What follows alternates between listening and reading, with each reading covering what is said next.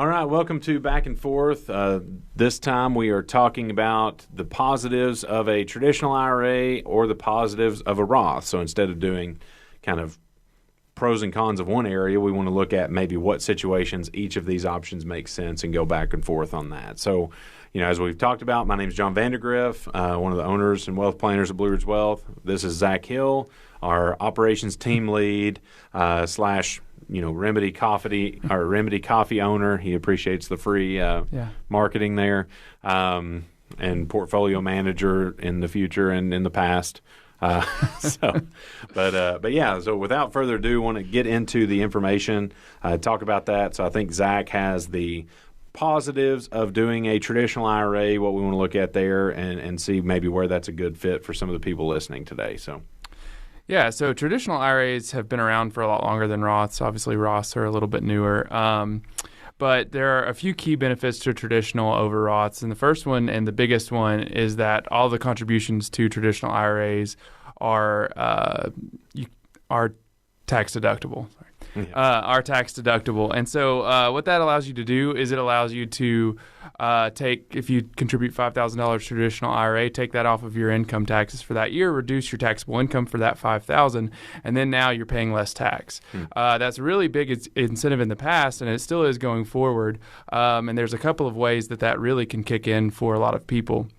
So, for example, if you contribute to a Roth and you have to pay taxes on that, or if you contribute to traditional and you can deduct that tax, if a large contribution to an IRA would bump you up a tax bracket, then to a Roth would bump you up a tax bracket, then contributing to a traditional would actually not contribute to that increase in the tax bracket. So that is a big incentive for people who are thinking about doing like a large Roth conversion or something, but they don't really want to contribute to a Roth or do a Roth conversion because it'll increase their overall tax bracket, maybe from a 22% bracket to a 24%. Then maybe the traditional is a better way to contribute to your retirement accounts because you can deduct those taxes going forward.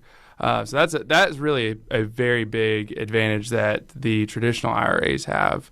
And I know we've talked a lot about how we both agree that taxes have to go up in the future. Yeah. But I think, as you look at the tax deductibility, I think the short-term future may be the opportunity for some people, because we talked about before, having somebody that, let's say they're running a company for the next 2 years and they're making crazy amounts of income and then they're going to retire and have to have much less income, that deductibility may be a great thing for those 2 years. Yeah. And then maybe do some tax planning after that. So yeah, exactly. And another thing that traditional IRAs offer too is a little bit more flexibility on who can contribute to them.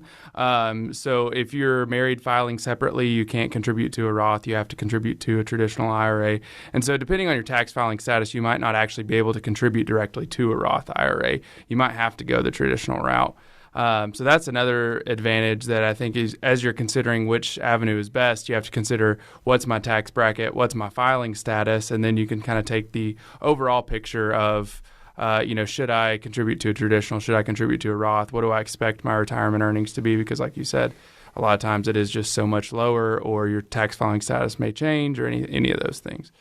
And again, too, like the traditional IRA and 401ks are kind of synonymous in this discussion. Yeah. So, as you look at that, I think both of us agree, like contributing is better than not contributing. You know, like saving something. Absolutely.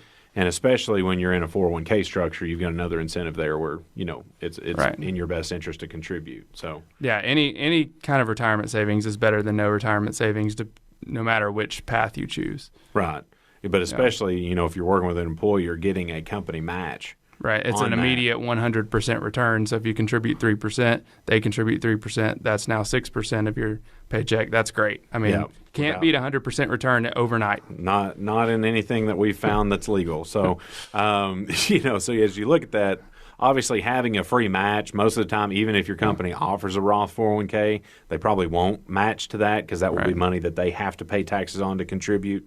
Most companies aren't set up that way. So again, trying to be in a position where, making that savings and just trying to make it as efficient as possible is really what we're looking at here. Right. So any other pros to a traditional IRA? Well, I think you got the easier account to argue here because I don't know. It's just we've talked about it before. We expect taxes to go up. Traditional is definitely has a few advantages, but I think Roths, I mean, as you're going to talk about, just have a lot more advantages for people who are willing to pay tax now. But a lot of people don't want to pay tax now. If you don't want to pay tax now, traditional is a great way to go. Yeah, especially if, like, let's say you're saving money for the off chance that you need it and then you don't need it and you want to give it to your kids and you don't care about their taxes. That could be a traditional IRA.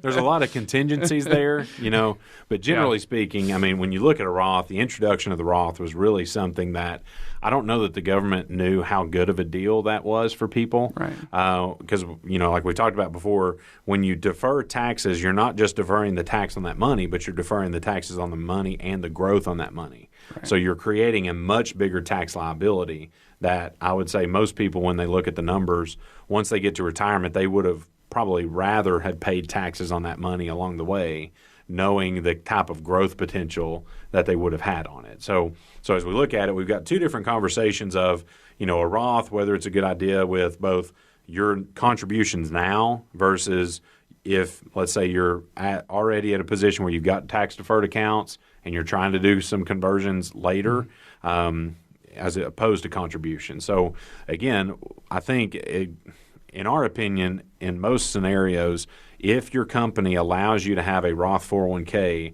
that is a really great thing that a lot of people don't realize, because even if you're in a position where you're making too much money to contribute to a Roth IRA outside of your company plan, you can still utilize a Roth 401k and max it out up to $24,000 a year. So, again, if you've made really good income and you have a company, like, you may want to go talk to your custodian and say, hey, we need a Roth 401k option so that I can have a tax-free bucket to go ahead and pay some tax on this and get tax-free growth on that money. But even if you don't have it, just go to your HR and say, do we have a Roth 401k? That could be something that, again, paying the taxes on that money now at a lower rate and getting tax-free growth on that money is things that can be tremendously beneficial to you in the future, both from obviously protecting yourself from government insulation, but also accessing that money without a concern of what's the big tax bill I'm going to be hit with at the end of the year. So, right, and especially if they match that Roth 401k contribution, that makes it even better. It makes it a crazy deal not to do it.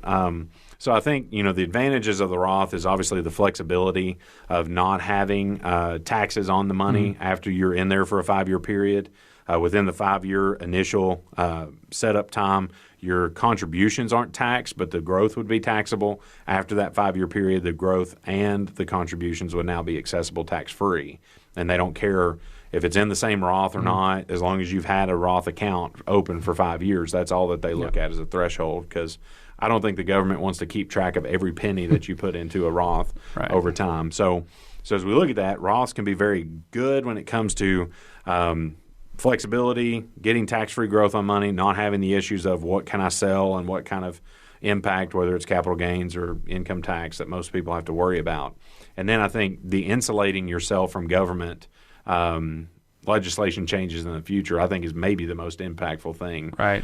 Because, again, with this stimulus money going in, with us potentially having a $30 trillion debt by the end of the year, and some people think that's conservative, we're going to have to increase taxes, because I read somewhere that, like, right now the interest alone on the debt that we have makes up about 15% of what our inflows are as a government, which is crazy.